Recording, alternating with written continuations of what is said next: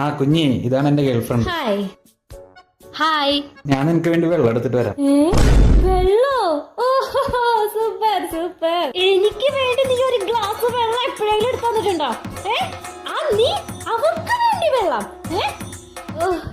By the by, nice watch. ഓ ഇതോ, ഇത് അനുജ് ഗിഫ്റ്റ് തന്ന 10,000 രൂപയുടെ വാച്ചാ. ഓ, 10,000 രൂപയുടെ ഗിഫ്റ്റോ? ഓ വാവുടാ, വാവ്. ഞാൻ ചോദിച്ചാ നിന്റെ ഒരു 10 രൂപ എടുക്കാറില്ല. അവൾക്ക് നീ 10,000 രൂപയുടെ വാച്ച്.